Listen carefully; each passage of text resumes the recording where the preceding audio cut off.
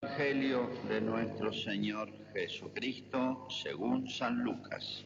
Gloria a ti, Señor.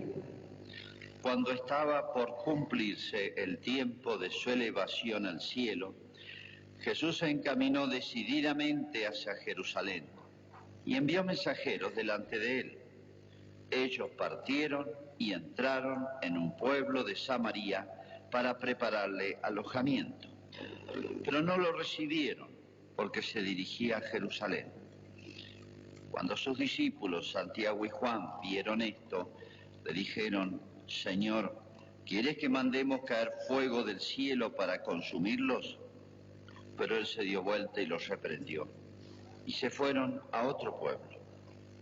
Mientras iban caminando, alguien le dijo a Jesús: Te seguiré donde quiera que vayas.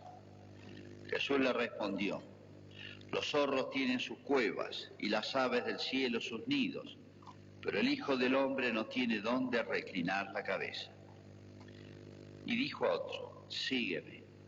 Él respondió: Señor, permíteme que vaya primero a enterrar a mi padre. Pero Jesús le respondió: Deja que los muertos entierren a sus muertos. Tú ve a anunciar el reino de Dios. Otro le dijo: Te seguiré, Señor, pero permíteme antes despedirme de los míos. Jesús le respondió: El que ha puesto la mano en el arado y mira hacia atrás no sirve para el reino de Dios. Es palabra del Señor. Gloria a ti, Señor Jesús.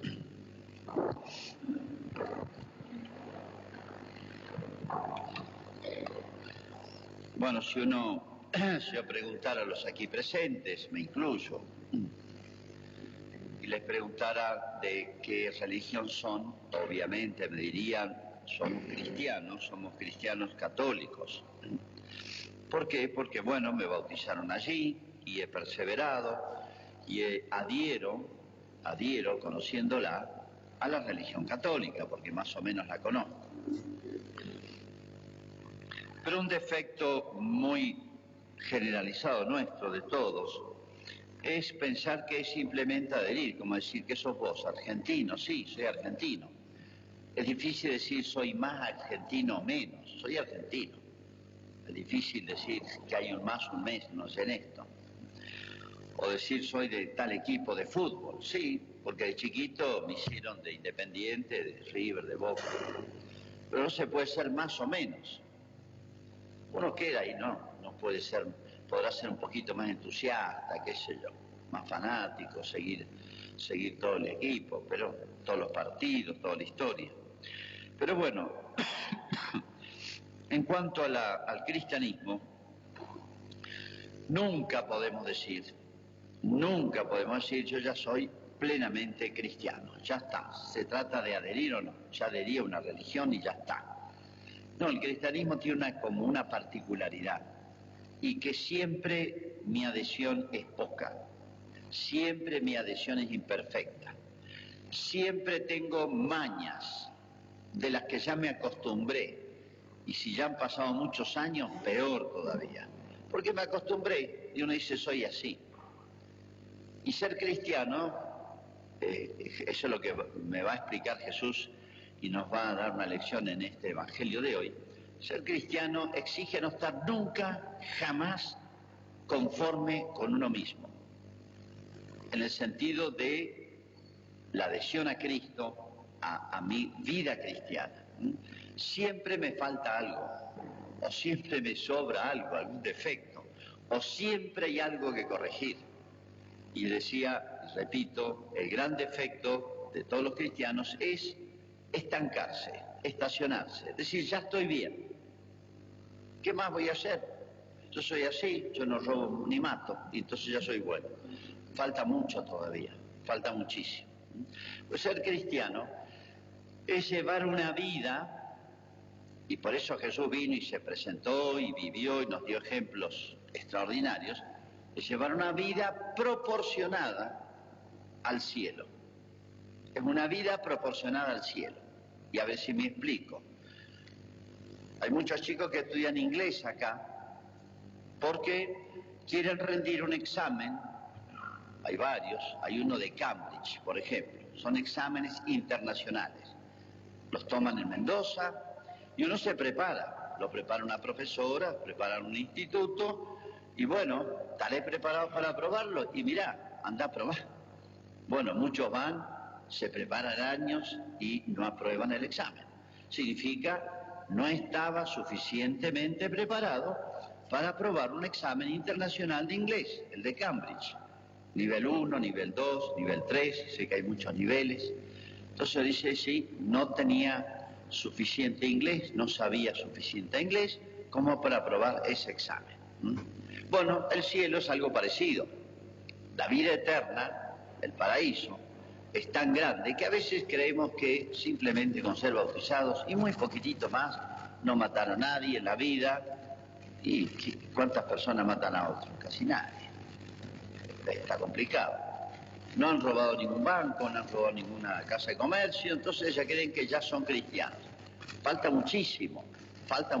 O sea, tal vez no nos damos cuenta porque hablamos poco de Dios, porque pensamos poco de Dios, porque hablamos poco del cielo, porque pensamos poco en el cielo, que son tan grandes que es un examen difícil para poder entrar.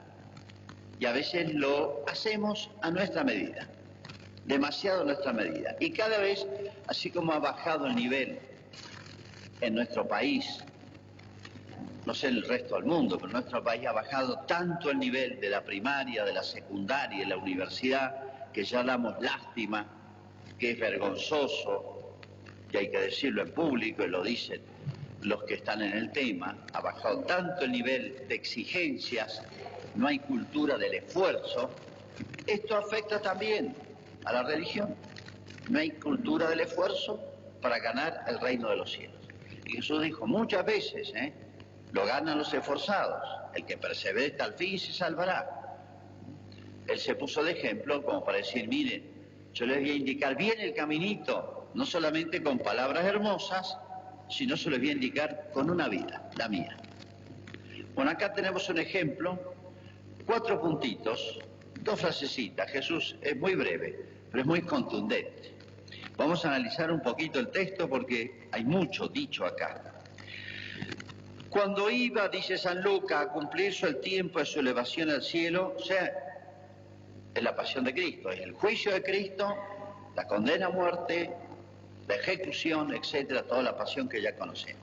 O sea, cuando se acercaba el tiempo, Jesús se encaminó decididamente a Jerusalén, como diciendo, enfrentó una dificultad que conocía. Jesús sabía puntualmente todo lo que iba a pasar, y en vez de escaparse del país para que no lo agarren, para escaparle a la prueba, simplemente cumplió su deber, y lo cumplió heroicamente, y lo cumplió, por así decir, sobrándole fuerza del corazón. Subía decididamente a Jerusalén, con ganas, diría con más ganas todavía, sabiendo lo que le esperaba. Con ardor he deseado beber este cáliz, dijo en otra oportunidad. Y bueno, venía de camino y pasó por Samaria. Samaria, lo he explicado muchas veces, no era una provincia, pero era como una zona chiquita en el centro de Jerusalén, de Israel, que estaba en el camino del norte al sur. Si uno quería evitar pasar por ahí, tenía que hacer como 30 kilómetros más. Y bueno, a pie es mucho. Entonces muchos pasaban. Y lo complicado era pedir hospedaje o comprar comida, porque se odiaban tanto mutuamente que ni por plata. Vienen acá, piden hospedaje y no quieren. En otra oportunidad Jesús hacía el camino inverso. De Jerusalén iba al norte y se encontró con la samaritana, y se acuerdan que quedó admirado de lo que le enseñaba Jesús, lo que le dijo, y bueno, se quedó 3 días Jesús porque se quedaron fascinados los samaritanos con las enseñanzas de Jesús. Pero iba al revés, iba de Jerusalén al norte, al interior. Acá detestaban los samaritanos especialmente a los de Jerusalén, a la capital. Y ellos decían que no había que ir a Jerusalén a rezar al templo. Ellos tenían su propio lugar de culto. Pero bueno, acá un detalle. Se portan mal los samaritanos. El problema que había, por el cual se odiaban, llevaba 500 años. 500 años de rencores, es demasiado. A veces da una bronca chiquita por una cosa, una injusticia, pero pasa una generación y otra y se mantenía ese rencor histórico que había entre judíos y samaritanos. Jesús sin ningún problema los trató con toda naturalidad, y después los apóstoles, cuando empezó la iglesia, uno de los primeros lugares donde fueron fue Samaria, y convirtieron a muchos. Pero fíjense un detalle y una enseñanza para nosotros, porque se tenían esa fobia, esa bronca histórica de muchos años, y se iba trasladando de familia, generación en generación, cosa muy mala esa, trasladar rencores de familia, generación tras generación, es muy malo eso, y a veces se hace. Bueno, se privaron de Jesús, nada más y nada menos, por una cosa que ni siquiera era un asunto entre ellos, era de los antepasados. ¿Cuántas veces hay gente que se aleja de la iglesia? Porque no me gusta el cura, se privan de Jesucristo.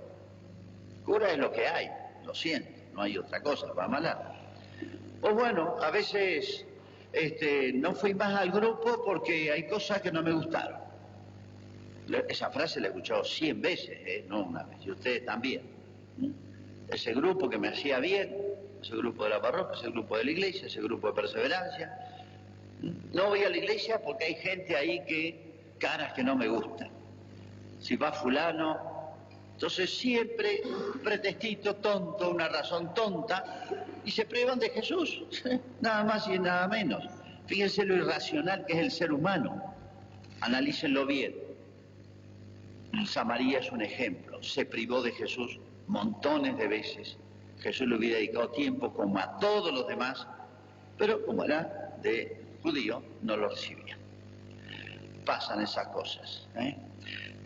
Segundo, Santiago y Juan. ¿Qué le proponen a Cristo? Al ver este gesto, se enojan. Tenían un temperamento muy fuerte los dos hermanitos. Jesús le puso un sobrenombre, hijos del trueno. Se enojan por cualquier cosa, explotan como un rayo, un trueno. Así les puso Jesús. Bueno, no está mal tener un temperamento fuerte, digamos. El tema es moderarlo. Con la inteligencia, se llama la prudencia y la caridad. No está mal enojarse ante una injusticia. No está mal enojarse ante un error, un mal. Es buena señal. Es mala señal no enojarse por nada. O enojarse solamente cuando me tocan a mí, a mi yo, a mi interés, a mi fama, a mis cosas. Eso se llama amor de sí, egoísmo. Pero cuando yo me enojo ante una injusticia que hacen objetiva con Jesús, es buena señal. Pero hay que moderarlo, porque la ira no tiene medida. ¿Y quién lo modera? Bueno, para eso tengo la cabeza. Más o menos Jesús le dice, mira, Santiago y Juan se enojan, quieres que mandemos caer fuego del suelo y los queme a todos. Nada más. Estaban enojados, se ve. Pero fíjense dos detalles para justificar a los apóstoles. Hacían unos 500 años en ese lugar había ocurrido un episodio parecido. Israel se había portado muy mal y el profeta Elías, profeta que tenía un poder enorme dado por Dios a su palabra, él decretó una sequía en Israel y durante un año no llovió. Lo mandó con su palabra y después dijo que llueva y llovió. Por eso Elías tenía fama de ser un profeta poderosísimo, Elías. Elías había mandado caer fuego al cielo y cayó y mató 500 tipos. Lo merecían, bueno. Pero había ocurrido ese episodio en ese lugar. Bueno, y además hacían semanas, poquito tiempo, que había ocurrido la transfiguración. ¿Se acuerdan de la transfiguración? Jesús llevó a Pedro, Santiago y Juan. Y ahí se apareció Moisés y Elías. El tema de Elías y Moisés lo tenían fresco. Yo diría esto, Santiago y Juan, que son los que proponen como si fueran nuevos Elías, están un poquito agrandados. Jesús los llevó a 3 nomás, eran 12 los apóstoles. Eligió 3 para la transfiguración. Fue un milagrazo extraordinario, un regalo. Entonces Santiago y Juan están medio agrandados, se creen Elías. Y Señor, ¿quiere que hagamos esto? Como diciendo, estamos al nivel de Elías. Jesús le dice, los reprendió, los trató medio duro. No tenemos los detalles de lo que le dijo, ni el tono de voz, ¿no? Él se dio vuelta y los reprendió. Jesús le está dando la enseñanza, miren, está bien que se enojen ante el mal, obraron mal los samaritanos, todo lo que quiera, yo me lo aguanto, aguántensela ustedes, tengan paciencia. Estamos en otra etapa de la historia de la humanidad. Con la venida de Jesús es el tiempo de la misericordia. No es que no haya ahora ya castigo, premio castigo. Hay premio y castigo más grande todavía, se llama el cielo y el infierno. Pero tengamos paciencia, es tan grande aquello, es tan decisivo aquello, es tan para siempre aquello, que bueno, hagamos todos los esfuerzos, vamos a darle otra oportunidad a los samaritanos. Que les caiga fuego del cielo y mueran es un castigo temporal, físico, toca el cuerpo, pero el infierno toca todo, el alma y para siempre. Como diciendo Jesús, inauguré otra etapa en la historia de la humanidad, un tiempo de más paciencia, pero no significa más libertad para pecar, sino más ayuda para levantarse, más oportunidades, vamos a darle otra oportunidad. Y bueno, es lo que hizo Jesús. Entonces acá, una primera corrección, y podríamos decir, en estos 4 ejemplos, que corrige Jesús los pecados de los buenos. Muchas veces pensamos que los pecados son de los malos. Los que obran mal son los malos, son otros. Yo no, yo soy de los buenos. Acá yo llamaría los pecados de los buenos, o las tentaciones de los buenos. Primera tentación, esa ira que es buena, ese enojo ante el mal, desmedido, imprudente, falto de caridad. No buscaba el bien de los samaritanos, sino descargar la bronca. Desde el papá que corrige, la mamá, no es para descargarse la ira con los hijos, es para mejorarlos. Entonces Dios nos dio esa capacidad de enojo para usarla ordenada y fructuosamente en la vida. Y hay que usarla en todas las cosas. Es una fuerza positiva del alma, se puede decir, cuando está bien ordenada, orientada y sobre todo por la caridad, que busca el bien. Primer pecado de los buenos, el de Santiago y Juan, súper buenos, era de los 12 apóstoles, de la escuela de Jesús, andaban con Jesús, era su maestro, y sin embargo, nadie está tan cerca de Dios en esta tierra que pueda decir, yo ya soy impecable, yo ya no hago nada malo, yo ya no tengo pecados, ni necesito confesarme siquiera, si yo no peco, no mato a nadie. Hay muchas cositas más que es no matar y no robar. Segunda, iban caminando y se acercó alguien. San Mateo dice que era un escriba, o sea, un teólogo, un especialista en la escritura. Te seguiré donde quiera que vayas. Da la impresión de que este pedido de este hombre es bueno. Se ve que un escriba, o sea, un especialista en la teología, en la enseñanza del Evangelio, en la enseñanza de la Escritura, era un hombre de buena intención. Pero muchas veces tenemos buenas intenciones, pero todavía son almas imperfectas, muy imperfectas. Y nuestras buenas intenciones a veces no son tan rectas, por más que nazcan de buena intención. A veces de buena intención hacemos cosas malas. A veces con buena intención, no es poca cosa tener buena intención, pero a veces con buena intención hacemos cosas incorrectas, imprudentes, malas, casi sin darnos cuenta, porque aún nuestra intención no está pulida, purificada. No basta la buena intención. Hay un dicho que dice, el infierno está lleno de buenas intenciones. Una frase que expresa al extremo esto. Pero vamos a ver la respuesta de Jesús. Los zorros tienen cuevas y las aves del cielo nidos, pero el Hijo del Hombre no tiene dónde reclinar la cabeza. ¿Qué le dice Jesús? Por el tono de la frase, lástima no tenemos la grabación, porque en ese caso tendríamos el tono de voz, y el tono de voz dice mucho. Tenemos el texto, que es bastante. Jesús le explica un poquito, más o menos lo traduzco, porque son frases como metafóricas. Cada lengua tiene su manera de expresarse, todos nos entendemos, ¿no? Pero esto hay que traducirlo un poco. Los zorros tienen cuevas y las aves del cielo nidos. pero el Hijo del Hombre no tiene dónde reclinar la cabeza. Como diciendo, mirá, has visto en mi ejemplo, en mi persona, a lo mejor un hombre admirable, sabio, fascinante por lo que la manera de enseñar y todo, y eso lo tiene que haber fascinado porque era un escriba, era un maestro, y es lo que más él se ha comparado. Entonces dice, este es un genio enseñando, me gustaría seguirlo y ser como él. Y claro, la intención era buena, pero a lo mejor había algo de vanidad o no comprender todo lo que era Jesús. Ser cristiano no es aprender a saber muchas cosas. Yo puedo estudiar toda mi vida teología y condenarme, porque no es solamente saber ser cristiano, sino, sobre todo, practicar una conducta, un estilo de vida. Entonces, eso es lo que le dice Jesús. Mirá, seguirme a mí no es solamente saber ser sabio, sino el caminito que me queda hasta ahora es el más duro, el más difícil, como diciendo, tiene más otras exigencias de las que vos pensás, de las que vos estás viendo, de las que vos creés. Ser cristiano es más que ser bautizado. Hice la comunión, tengo todos los papeles. Es un estilo de vida, es una conducta que abarca las 24 horas, que abarca todas las actividades, que abarca lo interior y lo exterior, pensamientos, palabras y obras. Todo, lo abarca todo.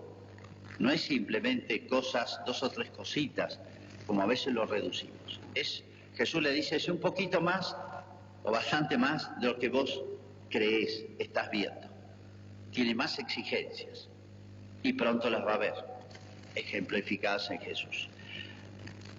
Otro es al revés. Jesús le dice, sígueme. Se ve que Jesús le vio condiciones, conocía su vida. Y él respondió, esperaba un poquito.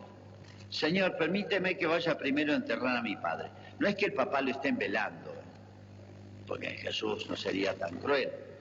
El papá, obviamente, era mayor que él y, bueno, como pasa muchas veces, una hija, un hijo queda muy cerca del papá, la mamá, hasta que mueren, porque quedan solos.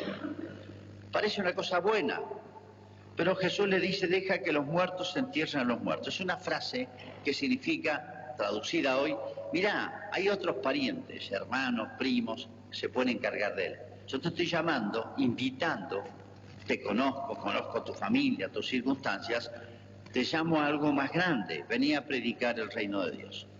Lo llamaba a ser, no de los 12, pues ya estaba el cupo, pero sí de los futuros sacerdotes u obispos. Estaba llamado a dedicarse por completo a las cosas de Dios. Y él dice, bueno, espérate un poquito, más adelante. ¿A qué representa esto? A las personas que siempre postergan. No de acuerdo, sí, mamá, ya voy, mamá. Hijo, vení, ya voy, mamá, 5 veces, ya voy, mamá. No, ya voy, no, ahora. Hay almas pesadas y hay almas livianas, ¿han visto? Hay almas prontas para las cosas buenas y hay almas complicadas, siempre tienen un pero. Uno le invita a un retiro, sí, pero se me complicó. ¿Han visto esa frase? Sirve para todo. ¿Se me complicó? Le dijo a Jesús, se me complicó. Si Jesús le dice, venite ya, sabe todo, podés.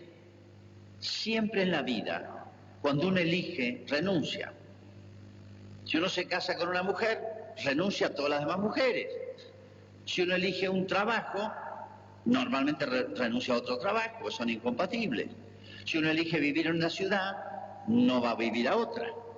Muchas veces elegir, según lo que uno elige, el nivel o la importancia de lo que elige, renuncia. Toda elección es una renuncia.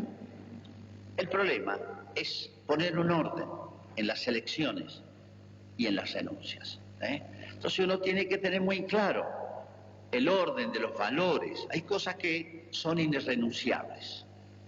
Eso jamás lo voy a negociar. Esto no renuncio nunca. Hay cosas que son de primerísima importancia en la vida. Y tenemos que preguntarnos, y eso es la esencia del cristianismo, ¿qué es lo más importante para mí? ¿Qué es lo importantísimo, irrenunciable? ¿Qué es lo que viene en segundo orden, tercero, cuarto, centésimo? Si yo por un partido de fútbol dejo la misa, dejo cosas importantes, dejo cumplir mi deber de Estado, mis obligaciones de padre, de qué sé yo, o yo de sacerdote, no vengo a celebrar misa porque tengo que ver el partido, está muy mal, ¿me entienden? La vida vivimos eligiendo y renunciando. Tenemos que tener muy claro el orden de los valores, el orden de los bienes. Último, cuarto, otro le dijo, te seguiré, Señor, pero permíteme antes despedirme de los míos. Jesús, dos frasecitas. El que ha puesto la mano en el arado y mira para atrás, no sirve para el reino de Dios. Es medio duro, no sirve. Como diciendo, con esto no aprobás el examen, te falta. ¿Qué significa poner la mano en el arado y mirar para atrás? Arrancar bien, te seguiré, Señor. Arrancar bien, pero después pensarla y querer volver atrás. Es la falta de perseverancia. Es un defecto distinto. Hacer obras buenas. A veces tenemos arranques muy buenos en la vida. Los pibes, sobre todo, los adolescentes, jóvenes, grandes propósitos. Mamá, te voy a hacer todo el jardín. Una mañana entera punteando, al día siguiente largó la pala y el quinto día nunca agarró nada. Eso es de la psicología del adolescente. Tener arranques y no perseverar. Es propio de una persona madura empezar, seguir. Pensarlo bien, no atolondradamente. Entonces, la vida espiritual, la vida cristiana es las grandes decisiones de la vida, la más grande. Pero hay una virtud distinta, un esfuerzo distinto de todos los demás, que es la perseverancia. Perseverancia y constancia son dos virtudes hermanitas que hacen que una obra buena la continúe. Una obra buena la continúe. A veces tenemos grandes arranques, grandes iniciativas, pero no terminativas. Dejamos la mitad de las cosas. Qué común es esto, propio de la inmadurez psicológica o espiritual. Se nota en la escuela, se nota en el trabajo, se nota en muchísimas cosas, desde el pibe que quiere arrancar, ayúdenme a dejar la droga. Va una vez a que lo ayude. La segunda se me complicó, se me hizo tarde, me quedé dormido, me pasó tal cosa. Siempre tenemos pretextos para todo, ¿vieron? Bueno, la vida espiritual es así. Es subir a montaña, pero no es un arranque. Los arranques tenemos buenos todos. ¿Son valiosos? Sí. Los arranques buenos. Pero a veces la novedad, a veces el entusiasmo del primer momento, a veces lo que más cuesta es el día 2, 3, 5, 10, 100, que pocos quedan a veces, sea una unión vecinal, una comisión de padres, un grupo de parroquia, un grupo de... los niños de catecismo, cómo nos cuesta que persevere la misa en las vacaciones, todo, para donde miremos, porque es un esfuerzo distinto. Una cosa es hacer una obra buena, y a lo mejor heroica, grandísima, generosísima, pero una cosa distinta, una bondad distinta, exige un esfuerzo distinto continuar en la obra buena. Por eso Jesús dice, el que persevere hasta fin se salvará. No pegar la vuelta atrás. Arranqué y ya encontré un pretexto para irme. Bueno, ¿cuántos ejemplos se pueden poner de esto? Una vez una persona, un chico que lo estamos recuperando. Bueno, le di trabajo, el primer día trabajó, el segundo venía a tomar mate. Padre, ¿me conviene unos matecitos? Anda a laburar. No, padre, me gusta charlar con usted. Cada vez, primero trabajaba 1 hora, después 40 minutos, después media hora, chao. Así no. Bueno, digo, típico argentino eso. Pero nos cuesta a todos los seres humanos. Así anda el país. Y así andan las cosas de Dios también. Y así andan las cosas de Dios en nuestra alma. Bueno, en contraste a estos 4 casos, Jesús subía decididamente a Jerusalén.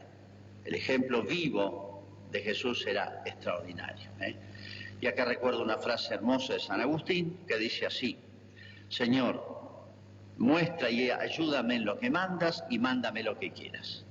Señor, muéstrame y ayúdame en lo que mandas y mándame en lo que quieras. Ojalá tengamos todos esa disposición de grandeza del alma. Hacemos nuestra profesión de fe. Creo